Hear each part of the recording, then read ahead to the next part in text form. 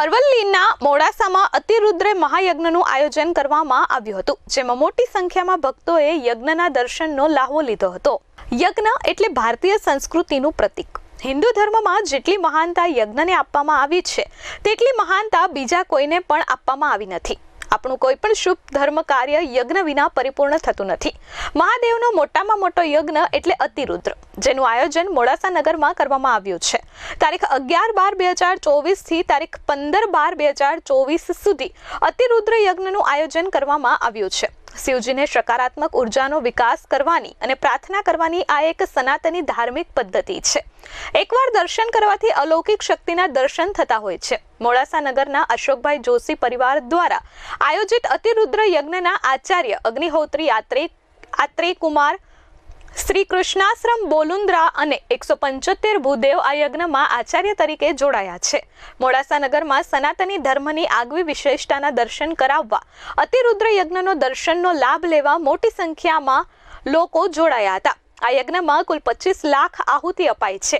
યજ્ઞશાળા ગીર ગાયના છાણમાંથી ખાસ કારીગરો દ્વારા બનાવવામાં આવી છે અને તેમાં ગાયનું ઘી, તલ, ઔષધિઓ, વૈદિક મંત્રોચ્ચાર સહિત વેદના મંત્રોથી આહુતિ આપવામાં આવી રહી છે।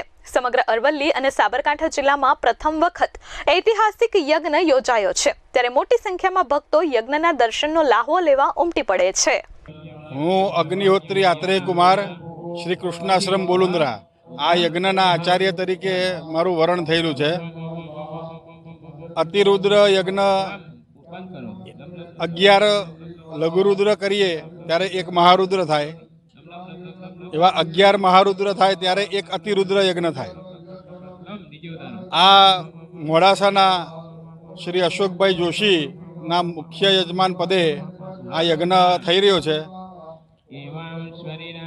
માક્ષર મહિનો ચાલી રહ્યો છે।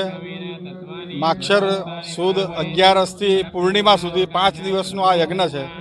આ યજ્ઞની અંદર ગુજરાતના, રાજસ્થાનના, ઓરિસ્સાના, મહારાષ્ટ્ર, નાસિકના બધા વિવિધ પંડિતો 175ની સંખ્યામાં હાલ યજ્ઞમાં ભાગ લઈ રહ્યા છે અને વિશ્વ શાંતિ, સુખ શાંતિ, સમૃદ્ધિ, પ્રદેશનું અને આપણું રાષ્ટ્રનું કલ્યાણ થાય એ એનો મુખ્ય હેતુ છે।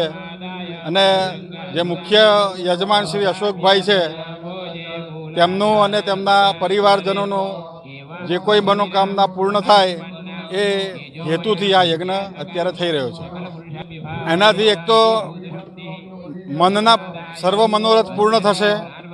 બીજા રીતના આપણે જોવા જઈએ તો પર્યાવરણને પણ આ ખૂબ લાભકારક વસ્તુ રહેશે, કારણ કે એની અંદર ગાયનું ઘી, ગાયના છાણા, જે દેવવૃક્ષો છે એના લાકડાનો ઉપયોગ થઈ રહ્યો છે, ગુગળનો છે, બીલાનો છે, એટલે જે હુતદ્રવ્ય છે એ વાતાવરણને શુદ્ધ કરશે। અને આ સાબરકાંઠા મંડળની અંદર લગભગ પહેલી વખત જ આટલા મોટા પાયે અતિરુદ્ર યજ્ઞનું આયોજન થઈ રહ્યું છે અને આ જગ્યાથી માંડીને 100 કિલોમીટરનો જેટલો એરિયા છે એની અંદર વાતાવરણની એકદમ શુદ્ધિ થશે અને એના સદપ્રભાવથી લોકોનું આરોગ્ય સારું રહેશે, એ આનો મુખ્ય હેતુ છે। મહેન્દ્ર પ્રસાદ, S24 ન્યૂઝ, અરવલ્લી।